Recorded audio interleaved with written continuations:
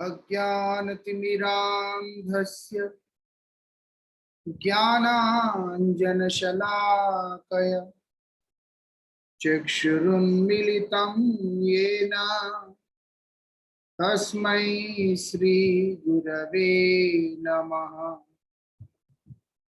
नमः ॐ विष्णुपादाय श्रीगौरप्रियमूर्तये श्रीमते भक्तिवल्लभ तीर्थगोस्वामिने नमः।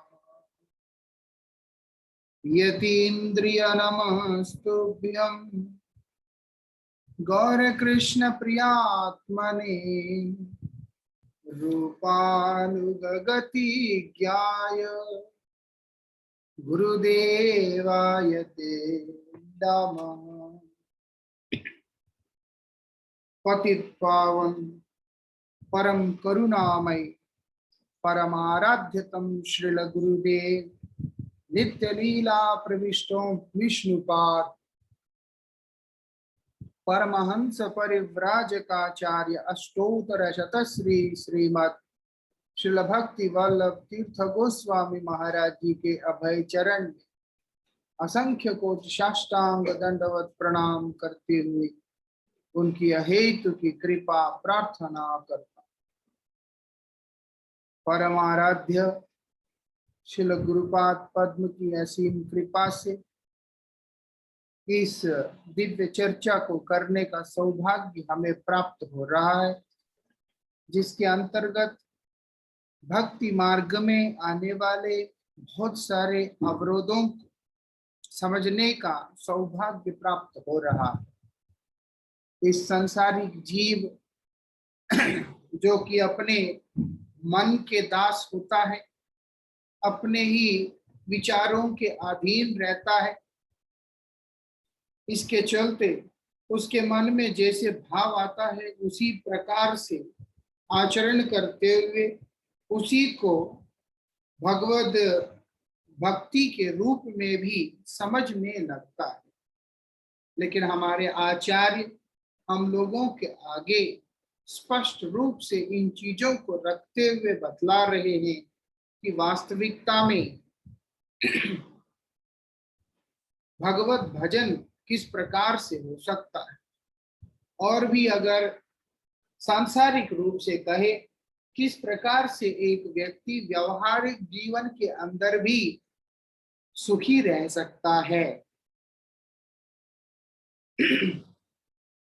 यहाँ पर हम लोग जिस श्लोक को विचार कर रहे हैं वो श्री मन शिक्षा के सप्तम श्लोक, जिसके अंदर श्री दास गोस्वामी जी महाराज बतला रहे हैं कि प्रतिष्ठा की जो आशा है, आशा मतलब चाहत, वही अपने आप में बहुत भयंकर है। क्यों? चाहत किस रूप में सामने खड़ी है वो बताते हैं। दृष्टा स्वपचरमणि मतलब है कि एक चंडालिनी की तरह, कुत्ते को खाने वाले को चंडाल कहते हैं, और वही स्त्री जाति हो जो उसी कुत्ते के मांस खाने वाले परिवार का, तो उनको चंडालिनी कहते हैं। और दृष्टा असत चरित्रा है, और वो क्या कर रही है? मेरे हृदय में नर्तन कर रही, नाच रही है, मेरे हृदय के अंदर वो नृत्य कर रही है। ये बड़ी भयंकर स्थिति है। हम लोगों ने उसके बारे में सुना कि किस प्रकार से प्रतिष्ठाशा रहता है। जो एक स्वानिष्ठ साधक है उसके अंदर मैं धार्मिक हूँ, मैं दाता हूँ, मैं तो पुण्यात्मा हूँ, इस प्रकार के जो विचार होते हैं, ये सारे विचार वास्तविकता में दृष्टा सूचक है। मतलब है असत चरित्र वाले जो स्त्री है उसकी सूचक है। इसीलिए जिसके अंदर ये भाव रहता है कि मैं धार्मिक हूँ, मैं सज्जन हूँ, मैं अच्छा हूँ, मतलब वास्तविकता में उसके अंदर वो अच्छाई है ही नहीं है। इसीलिए जितने भी अगर आप महापुरुषों को देखते हैं वो लोग स्वयं को कभी भी अच्छे हैं इस प्रकार से सर्टिफाई नहीं किया। उन्होंने अपने आप को हमेशा से एक पतित के रूप में ही परिचय दिया। उसका कारण क्या है? जो श्रेष्ठ संग करता है उसको स्वाभाविक रूप से अपनी अवस्था बड़ा ही निकृष्ट दिखलाई पड़ता है।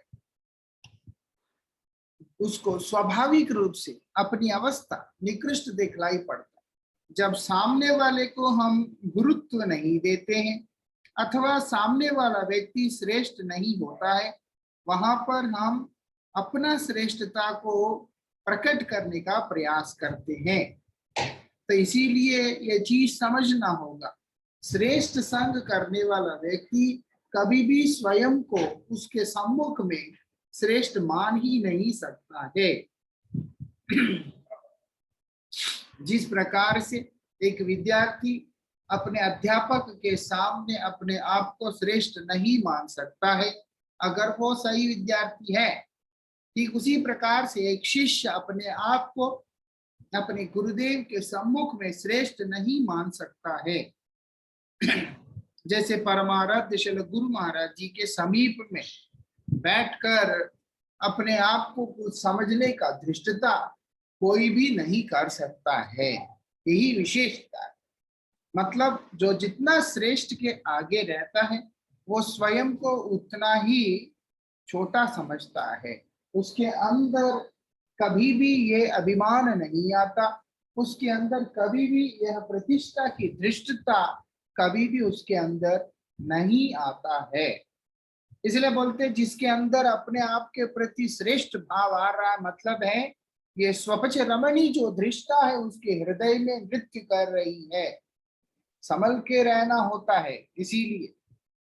और अगर वही परानिष्ठ साधक है, मतलब कोई भी स्तर के आप साधक क्यों ना हो, तो आपके अंदर ये चीज किसी ना किसी रूप में आ सकता है। हमने परसों श्रवण किया किस प्रकार से मैं भक्त हूं, ये भाव भी वास्तविकता में मैं वैष्णव हूं, मैं भक्त हूं और मैं विषयों में लिप्त नहीं हूं, मैं त्यागी हूं, मैं महात्मा हूं। इस तरह की जितने भी विचार है, जैसे कई लोगों के विचार आता है हम वैष्णव हैं, लेकिन परमाराध्य श्री गुरु महाराज जी ने बड़े अपने जीवन काल में कभी भी अपने आप को वैष्णव संबोधन किया ही नहीं है। गुरु जी क्या बोलते हैं? वैष्णव दासानुदास। हम तो वैष्णव नहीं, वैष्णव बनने की कोशिश करता है, वैष्णवों का दासों का दास बनने का प्रयास करता है। हम भक्तों के दासों के दास हैं, भगवान के दासों के दास हैं। गुरु जी हमेशा बोलता वैष्णव दासानुदास। जहां वो सिग्नेचर करते हैं उसके ऊपर ये लिखा हुआ रहता है वैष्णव दासानुदास भक्ति वल्लभ तीर्थ। ऐसा करके श्री गुरु महाराज जी का हस्ताक्षर हम लोगों को देखने को मिलता है। श्रील प्रभुपाद भक्ति सिद्धांत सरस्वती ठाकुर हमेशा लिखते हैं हरिजन पदरज किंकर। बोलते हैं हरिजन जो है भगवान के प्रिय भक्त, उनके चरण धूलि का हम किंकर है। ऐसे भाव से हमारे आचार्यगण रहते हैं। लेकिन जिसके हृदय के अंदर ये जो असत चरित्र प्रतिष्ठा रूपी असत चरित्र चंडालिनी नृत्य कर रही है, उसी के अंदर ये रहता है कि हम जो है भक्त बन गया, मैं तो पक्का वैष्णव बन गया और मैं सारे शास्त्रों को समझ लिया। इस प्रकार का भाव उनके अंदर में रहता है। ये सर्वथा अनर्थ हेतु है, इसके अतिरिक्त और कुछ भी नहीं है। ऐसी ये होने से नुकसान क्या है? अगर कोई सोचे इस प्रकार से हमारे हृदय में ये भाव रहने से नुकसान क्या है?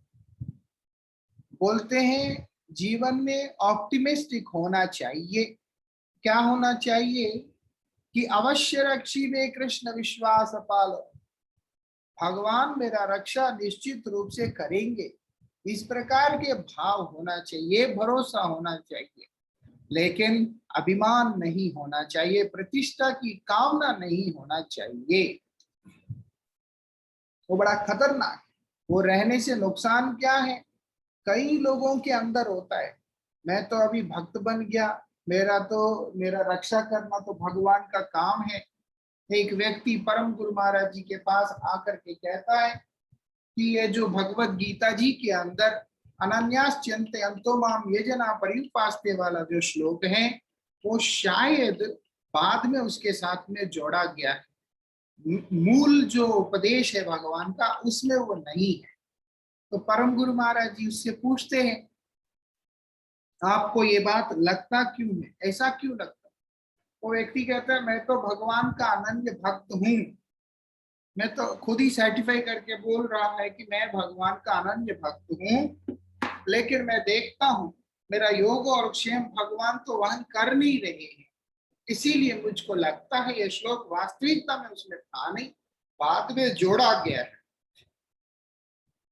तो परम गुरु महाराज जी जब उस व्यक्ति का दिनचर्या को पूछते हैं तो मालूम पड़ता है कि अनन्य चिंतन नाम का चीज उसके जीवन के अंदर कभी था ही नहीं।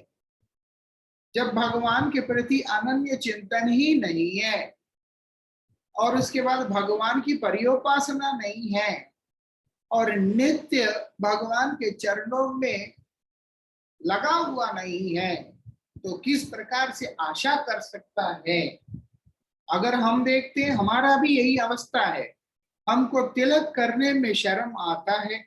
हमको मतलब आप नहीं, जनरली जो व्यक्ति इस प्रकार से होते, तिलक करने में शर्म आता है, भजन करने में समय नहीं होता है, लेकिन अपने आप को भक्त समझने में कोई कमी नहीं रखते हैं। ये सारे जितने भी व्यक्ति हैं ये सब प्रतिष्ठा कामी और कपट प्रवृत्ति के लोग होते हैं। भगवान के प्रति जितनी मात्रा में हमारा समर्पण होगा, भगवान का कृपा हमारे प्रति उतनी ही मात्रा में अभिव्यक्त होता है। भगवान ने बोल दिया, ये यथा माम प्रपद्यन्ते, अगर तुम मेरे प्रति पूर्ण रूप से समर्पित होकर के भरोसा करते हुए मेरा भजन करोगे तो तुम्हारा रक्षा हर परिस्थिति में करना वो मेरा दायित्व है।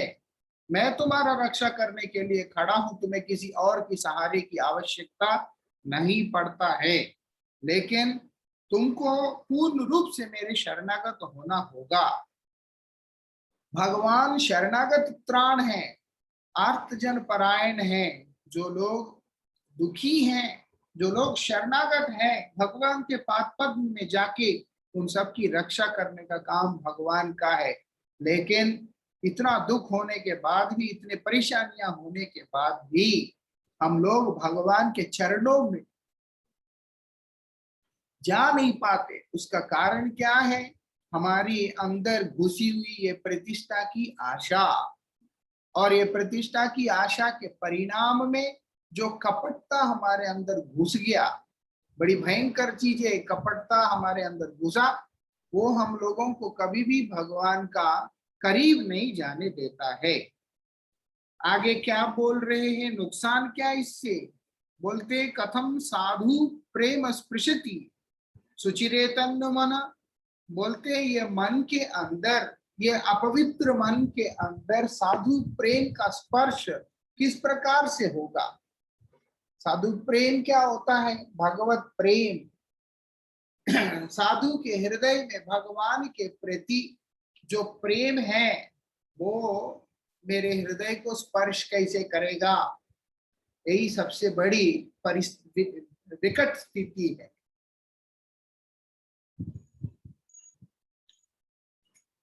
क्या बोल रहे हैं? बोलते भगवान के विषय में जिन भक्तों के हृदय में पराकाष्ठा में ममता होता है, बोलते वही वास्तविकता में प्रेम है। क्यों?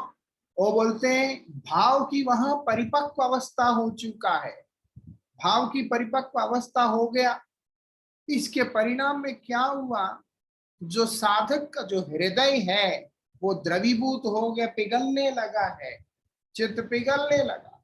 इसलिए बोलते हैं, क्या बोल रहे हैं हमारे आचार्य?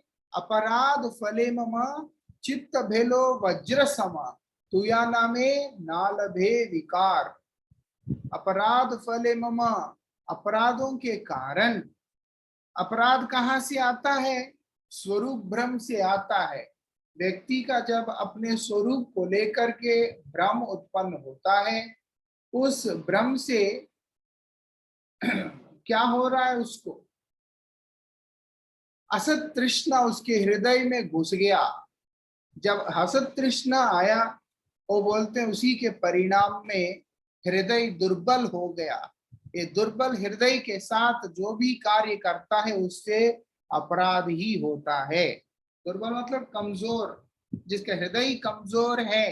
कमजोर हृदय वाला व्यक्ति कोई भी ढंग का काम कर ही नहीं सकता है। और इसीलिए बोलते हैं अपराध मतलब उल्टे सीधे काम करना। अपराध नामापराध सेवापराध ही नहीं, अपने जीवन को अनर्थ की ओर ले जाने वाला हर वो क्रिया अपराध के अंदर ही आता है। भगवत विमुखता में किए जाने वाला जितने भी कार्य होते हैं, उन सारे कार्यों को अपराध ही कहा गया है। इसीलिए यहाँ पर बताया कि क्या कर रहा है वो अपराधों के फल स्वरूप में उसका जो चित्त है वज्र की तरह हो गया, कठोर हो गया। जब कठोर हृदय हो चुका है, उसमें भगवान का प्रेम कहाँ पे हो सकता है? इसीलिए यहाँ पर बोल रहे हैं, जब भाव अवस्था की प्रगाढ़ता हो जाता है, जब भाव बहुत गाढ़ा हो गया, उस समय उसका चित्त द्रवीभूत होने लगता है, तब उसका चित्त पिघलने लगता है। मतलब वो जो पाषाण भाव है, वो जो वज्र भाव है, वो खत्म होके वो नरम होने लगता है। जब नरम होता है और कृष्ण में और कृष्ण संबंधी विषय में उसका रति, उसका आसक्ति जो है वो बहुत ही ज्यादा गहरा हो जाता है। मतलब वो कृष्ण के बिना और कोई चीज उसको भाता ही नहीं है। बोलते हैं वो प्रेम है। वो प्रेम जिसके अंदर है वही साधु प्रेम है। भगवत प्रेम जिस भक्त के हृदय में है वही साधु प्रेम है। आप देखेंगे, बोलते हैं वो जो साधु प्रेम है, शुद्ध साधु प्रेम, वो मेरे हृदय को कैसे स्पर्श करेगा? कैसे स्पर्श करेगा? कई लोग बोलते हैं हमारा भाव है, भाव सहज है। भाव से पहले तो 7 कदम आगे उठाने के बाद व्यक्ति भाव के स्तर पे पहुंचता है। वो 7 क्या है? हमने जैसे पहले ही विचार किया, शुरुआत होता है आदो श्रद्धा, साधु संग, भजन क्रिया, अनर्थ निवृत्ति, रुचि, अनर्थ निवृत्ति, उसके बाद निष्ठा, रुचि, आसक्ति, भाव, फिर उसके बाद प्रेम। इस क्रम में ये आगे बढ़ता है। अब इसीलिए बोल रहे हैं, साधन करते करते जब हम भावावस्था में आते हैं और वो भाव भी जब स्थायी होता है और वही भाव हमारा और गाढ़ा होता है भगवान के प्रति, तब हमारा हृदय हर प्रकार से द्रवीभूत हो जाता है। वो कृष्ण नाम के अतिरिक्त उसका और कुछ भी नहीं रहता है। उसका कृष्ण नाम के अतिरिक्त, कृष्ण सेवा के अतिरिक्त कृष्ण ही उसका प्राण, कृष्ण ही उसका सर्वस्व हो जाते हैं। बोलते हैं ऐसी स्थिति में वो जो प्राप्त करता है, बोलते उसी को प्रेम कहा गया है। वही प्रेम हमारे हृदय को स्पर्श कैसे करेगा? क्योंकि हमारा हृदय तो मलिन है। किस लिए मलिन है? कि चंडालिनी वहां पर बैठी हुई है। ये असत चरित्रा जो चंडालिनी वहां पर प्रतिष्ठा रूपी वहां पर बैठी हुई है, इसीलिए वो संभव ही नहीं है। तो करना क्या है? वो बोलते सदातम सेवस्य, सदात्वाम सेवस्य प्रबुदयित सामंत मतुलम, हमेशा तुम उनकी सेवा में रत रहना होगा। किसके? बोलते प्रबुदयित सामंतम, प्रबुदयित मतुल सामंत, भगवान श्री कृष्ण हैं, ब्रजेंद्र नंदन श्री कृष्ण, उनके जो दैत्य हैं, दैत मतलब कौन? अतिशय प्रिय। उनको प्रभुदैत अतुल सामंत कहते हैं। प्रभुदैत किसको बोलते? भगवान श्री कृष्ण उनके अतिशय जो प्रिय है। भगवान के प्रिय होना जरूरी है। वो कौन होता है? बोलते हैं परशुराम जी महाराज बोलते हैं उसके अंदर कुछ चीजें होनी चाहिए। वो क्या है? निष्किंचन होना होगा उसको। उसको ये जगत से जुड़ी हुई कोई भी वस्तु का किंचित मात्र भी लाभ की आशा नहीं होना चाहिए। मुझे ये चाहिए, वो चाहिए, ये संसार की चीजें चाहिए, सुख भोग आदि चाहिए, ऐसी कामना उसके अंदर होता ही नहीं है और होना भी नहीं चाहिए। दुनिया की हर चीज चाहिए, दुनिया भर का गंदगी चाहिए हमको, और उसके बाद भगवान का कृपा भी चाहिए, ये नहीं होता है। ऑप्शन हमें ही चूज करना होता है कि मुझको क्या चाहिए। लेकिन विशेषता एक है इसमें, जो लोग केवल भगवान को चाहते हैं वो जब तक इस संसार के अंदर है उसका हर चीज का रक्षा करने का काम भगवान का ही हो जाता है। मतलब बिना मांगे मोती मिले, मांगे मिले न भीख वाली बात है। जिस प्रकार से द्रौपदी ने कृष्ण को ही चाहा, लेकिन श्री कृष्ण ने द्रौपदी का लज्जा का रक्षा कुरुराज सभा में किया। द्रौपदी कृष्ण को ही चाहती थी, लेकिन कृष्ण ने दुर्वासा ऋषि जिस समय आए अक्षय पात्र को पुनः भरवा कर उन्होंने द्रौपदी का वहां पर रक्षा किया। इसी प्रकार से पांडवों ने केवल कृष्ण को चाहा, उन्होंने सेना नहीं चाहा, कुछ भी नहीं चाहा, लेकिन भगवान श्री कृष्ण उनके साथ में रहकर उन लोगों को अपनी तो कृपा तो दिया ही है, लेकिन विजय श्री का प्रसाद भी उन लोगों को प्रदान किया। हमें चूज करना होता है अपने जीवन में कि मुझे संसार चाहिए कि भगवान चाहिए। जिसको संसार चाहिए उसको भगवान नहीं मिलेंगे, लेकिन जिसको भगवान ही चाहिए उसका संसार भी सुधर जाता है। इसलिए भगवान को चाहने वाला व्यक्ति कभी भी अपने जीवन के अंदर निराश अथवा हताश नहीं रहता। क्यों? क्योंकि उसकी हर परिस्थिति में भगवान उसके साथ में खड़े हैं। ये विशेषता, क्योंकि उसका भरोसा भगवान के ऊपर है। और भगवान बोलते हैं अगर तुम मेरे पे भरोसा करते हो, तुम्हारा भरोसा मैं कभी भी टूटने नहीं दूंगा। आप देखेंगे प्रहलाद महाराज का भरोसा भगवान ने टूटने नहीं दिया। इसीलिए कितनी भी विपत्कर परिस्थिति क्यों ना आया हो, 4-5 साल का छोटा सा बालक प्रहलाद महाराज कभी भी विचलित हुए बिना भगवान की स्मरण में, भगवान के नाम में डूबे हुए रहते थे। अगर भरोसा ही टूट जाता है तो आदमी कहां करे? उसका कारण क्या है? भगवान बोलते हैं, शास्त्र बोलते हैं, आश्रय लैया भजे तारे कृष्ण नाई त्यजे, और सब मरे अकारण। जो भगवान के ही चरणों में एकांतिक रूप से आश्रय लेके भगवत आराधना में निमग्न रहता है, बोलते तारे कृष्ण नाही तेजे, उनको भगवान श्री कृष्ण चंद्र कभी भी छोड़ते नहीं है।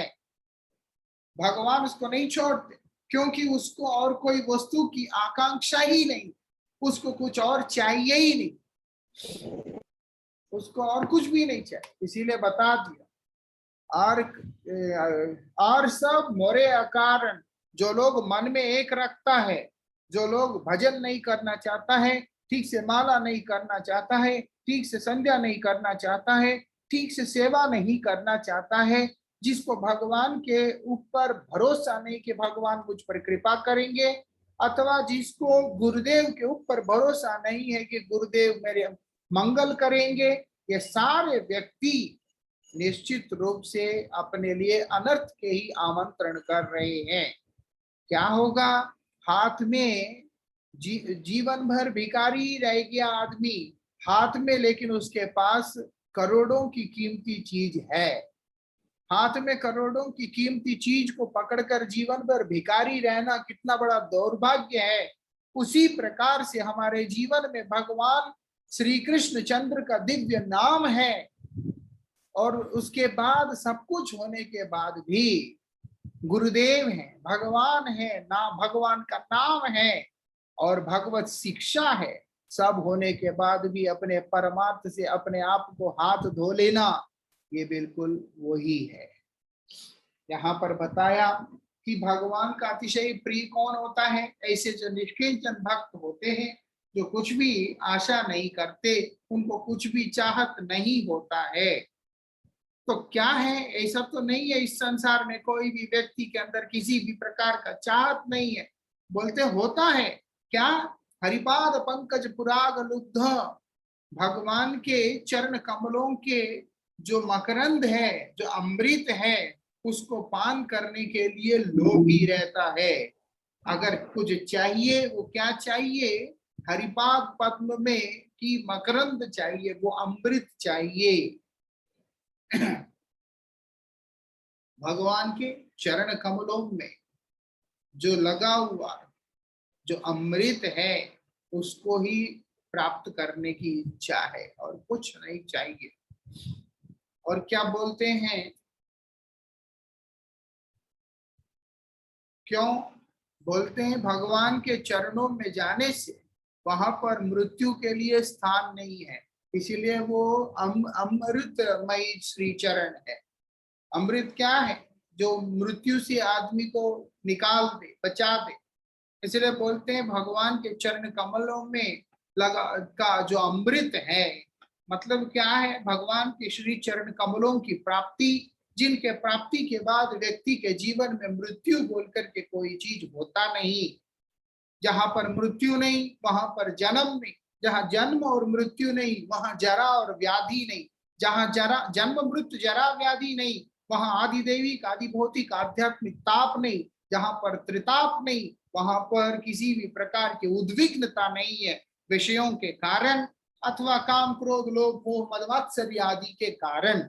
इसीलिए जन्म मृत्यु रहित जो आत्मा, वो हर तरह के अनर्थ से मुक्त होकर परमानंद में विभोर रहता है। इसीलिए बोलते हैं वो जो हरिपाद पंकज है, भगवान के पाद पंकज है, पाद पद्म जो है, उसकी प्राप्ति कैसे होगा, वही साधना में लगा रहता है, क्योंकि उसको किसी भी प्रकार का मोक्ष की कामना तो है ही नहीं है। वो एक ऐसी अवस्था में जहां पर मोक्ष लगता कृत है, मोक्ष एक तुच्छ वस्तु की तरह दिखलाई देता है, मोक्ष लघु की तरह दिखलाई देता है, मोक्ष गुरु की तरह दिखलाई देता ही नहीं है।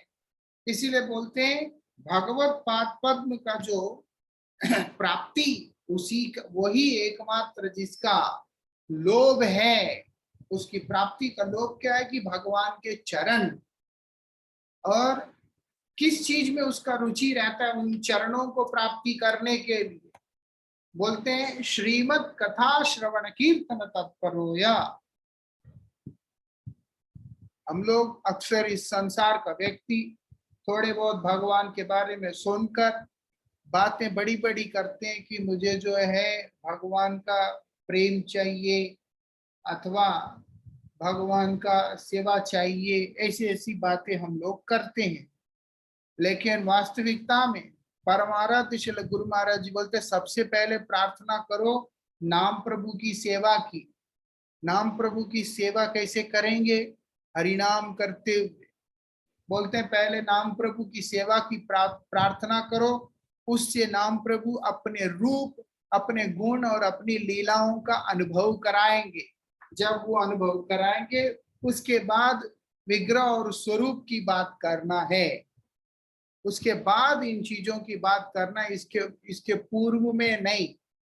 इसलिए बोला जबकि नाम विग्रह स्वरूप तीन एक रूप, हम लोग नाम के ऊपर जोर ना देकर केवल मात्र हम लोग स्वरूप के पीछे भागते हैं। लेकिन बदजीव को स्वरूप का अनुभूति हो ही नहीं सकता जब तक का नाम का उपलब्धि नहीं होता है। इसलिए दुनिया के अंदर लोग कृष्ण को तरह तरह के नामों से पुकारना और उनको लेकर के खेलते रहना खिलौनों की तरह, ऐसे ऐसी कार्यों को करते हैं। लेकिन वास्तविकता में बोलते हैं इस तरीके का काम मत करो। करना क्या है, बोलते हैं नाम सेवा। नाम सेवा करना है। इसीलिए बोलते हैं अगर तुम वास्तविकता में कृष्ण को पाना चाहते हो तो उसका उपाय क्या है? बोलते हैं श्रीमद् कथा श्रवण कीर्तन तत्पर होया। श्रीमद् कथा मतलब मेरा जो वार्ता है, मेरा नाम रूप गुण लीला की जो वार्ता, जो कथा है, वो बोलते हैं उसको श्रवण और कीर्तन दोनों में तत्पर रहना है।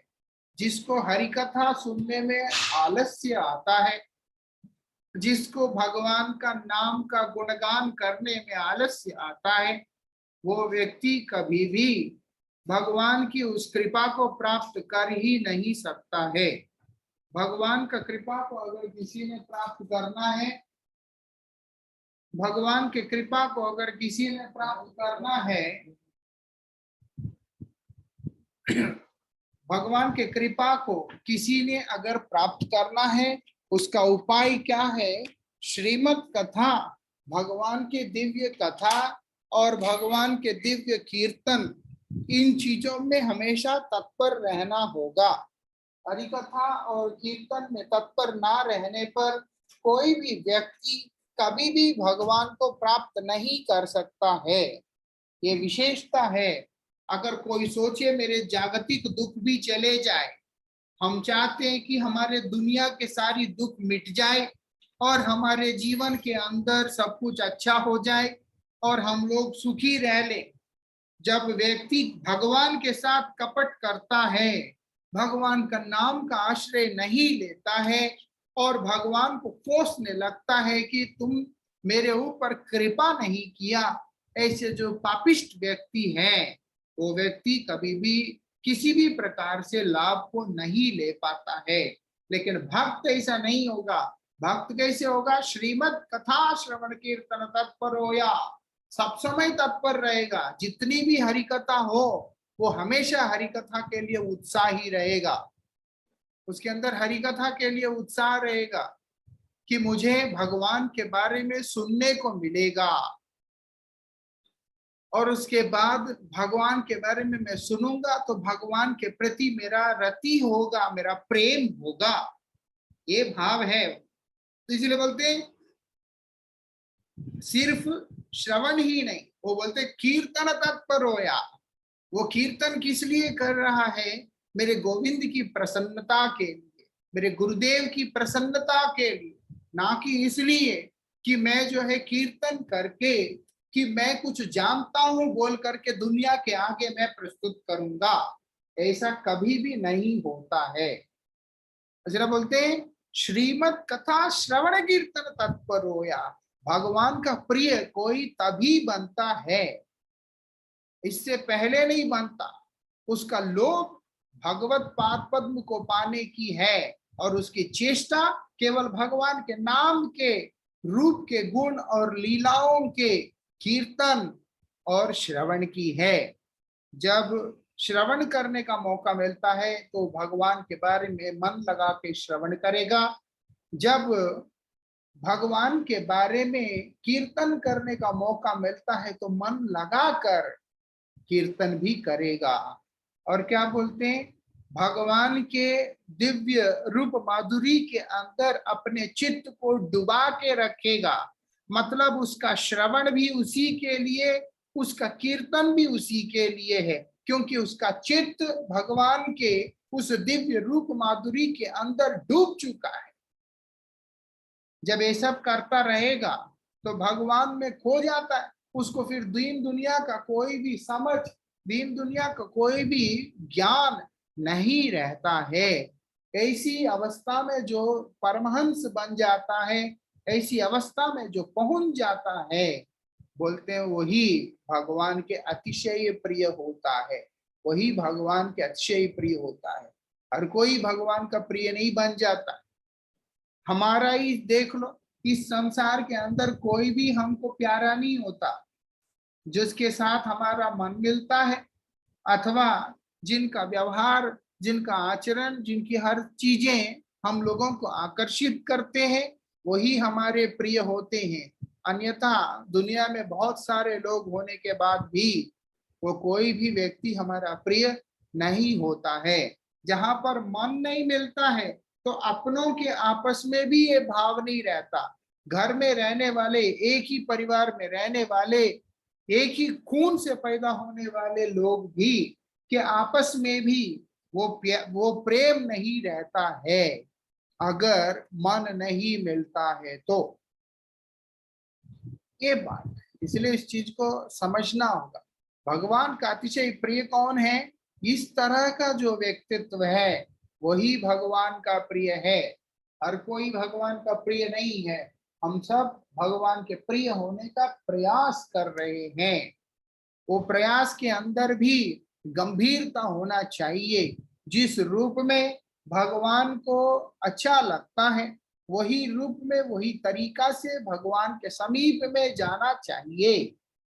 दुनिया का गंदगी को मन में रखकर और उसके बाद चरित्र को खराब करके, आचरण को खराब करके, मन को खराब करके, बुद्धि को खराब करके, हर तरह से अपने आप को बर्बाद करके, उसके बाद भी शरणागत हुए बिना जो क्लेम करने का कोशिश करता है, डिमांड करने का कोशिश करता है भगवान की कृपा को, वो लोग कुछ भी अपने लाइफ में डिजर्व नहीं करते हैं। भगवान की एक विशेषता है कि वो पतित से पतित होने पे भी कृपा करते हैं, लेकिन वो पतित को इस बात का अनुभव होना होगा कि मैं एक पतित हूं और मैं भगवान की कृपा की अभिलाषा से यहाँ पे आया हूं, और भगवान का कृपा मुझे केवल उनके चरणानुरागी होने से मिलता है, यही समझकर वो उनकी कथा कीर्तन में डूबा रहे और यही आशा से तो उसके ऊपर भगवान का कृपा हो जाता है। आप अगर देखते हैं, धुंधकारी नाम का एक व्यक्ति बड़ा ही विकट व्यक्ति था, बड़ा ही भयंकर व्यक्ति था। किस प्रकार से माता को तंग करता था, पिता को तंग करता था। पिता घर छोड़ के चले गए, माता कुआं में कूद के आत्महत्या कर लेती है। उसके बाद 5-5 वेश्याओं को घर में ला के रखता है और लोगों को लूटपाट करता है। ऐसा स्थिति आता है जहां पर वो वेश्या सारे मिलकर उस व्यक्ति को बड़ी बुरी तरह से मार के उसका हत्या कर देते हैं। मरने के बाद उसका बेचारे का उद्धार नहीं हो पाता, इस कारण से वो प्रेत बना हुआ है। अब उसका भाई गोकर्ण जी महाराज वहां आते हैं उसका उद्धार करने के लिए। अंत में बहुत सारे प्रयास करने के बाद भी उद्धार नहीं हुआ, लेकिन भागवत जी का जब पाठ हुआ था तो धुंधकारी का वहां पर उद्धार हो गया। अब बात यह है कि उद्धार किस प्रकार से हुआ, और तो किसी का हुआ नहीं, सिर्फ धुंधकारी का हुआ। क्योंकि धुंधकारी यही भाव से अपने किए हुए तमाम दुष्कर्मों के लिए प्रायश्चित करते हुए, क्षमा प्रार्थना मांगते हुए, वो केवल और केवल श्रीमद् भागवत जी का श्रवण करते हुए भगवान की उस दिव्य महिमा को श्रवण करते करते उसी में डूब गया। ऐसी स्थिति में आ गया कि वो भूल ही गया, वो भूल ही गया है वहां पर कि वास्तविकता में मुझे किसी चीज का कष्ट भी है और मैं अपने उद्धार के लिए यहाँ बैठा हूं। एक ऐसी स्थिति जहां पर साधक ये भी भूल जाए कि मैं किस प्रयोजन से बैठा हूं, सिर्फ मुझे अपने प्रीतम की प्राप्ति के अतिरिक्त कुछ और चाहत है ही नहीं। जैसे ध्रुव महाराज राज्याभिलाष से, राज्य को प्राप्त करने की अभिलाष से तपस्या में बैठे हैं, तब करते करते ऐसी अवस्था में पहुंच गए उनको अब बाह्य ज्ञान ही नहीं है। वो तो अंतर्मुख होकर भगवान के ध्यान में डूबे हुए हैं। भगवान को उनका ध्यान भंग करके उनके सम्मुख में प्रकट होना पड़ा और उसके बाद वरदान मांग रहे, कुछ मांगो, तो ध्रुव महाराज कोई भी वर मांगने को तैयार ही नहीं है। क्यों? आवश्यकता ही नहीं पड़ता ये स्थिति। तो इसीलिए यहाँ पर भक्त जो होगा वो केवल भगवान के लिए ही होगा, भगवान के भरोसे पे रहेगा, भगवान का शरणागत होकर के रहेगा, भगवान के अतिरिक्त कुछ और जानता ही नहीं है। इसीलिए भगवान का वो अतिशय प्रिय है। बोलते हैं, उनको बोलते हैं प्रभु दैत। भगवान के वो अत्यंत प्रियतम जो दैत है वो उनको बोलते हैं। वो बोलते हैं ऊपर से क्या है, वो अतुल है। मतलब क्या है, जिनकी कोई तुलना नहीं है। कोई सोचे कि इनकी हम किसी के साथ में तुलना कर सकते हैं, तो उनका किसी के साथ में तुलना नहीं हो सकता। वो हर तरह के तुलना से परे हैं। और सेनापति है, इसीलिए उनको सामंत कहा। मतलब अतुलनीय सेनापति है। एक ऐसा सेनापति है भगवान के, ऐसे एक ऐसा सेनापति है श्री चैतन्य महाप्रभु के, कि जिनकी कोई तुलना ही नहीं है, जिनके पराक्रम का मतलब है कि वो एक अजय योद्धा है। वो लोगों को कोई जय कर ही नहीं सकता। माया भी उनको जय नहीं कर सकती है। ऐसे पराक्रमी महात्मा कौन है? भगवान के अतिशय प्रिय पार्षद। इसीलिए बोल रहे प्रभुदयित अतुल सामंत, भगवान के अत्यंत प्रिय जो सामंत जन हैं, बोलते ये साधु प्रेम उनका है। ये साधु प्रेम उनका है। जो व्यक्ति के अंदर भगवत प्रेम है, वो संपूर्ण जगत को प्रेम दान कर सकता है। जिसके अंदर भगवत प्रेम है ही नहीं, वो इस दुनिया में भी किसी को प्रेम नहीं कर सकता है। ये चीज अच्छी तरह से समझना होगा। इसीलिए भगवान के प्रति प्रेम का अभाव के कारण ये संसार में केवल मात्र काम है, इसके अतिरिक्त और कुछ भी नहीं है। भगवत प्रेम किसके अंदर है? भगवान के जो अतुलनीय सेनापति है उनके हृदय में है। वही प्रेम को लेकर वो लोग बलवान होते हैं।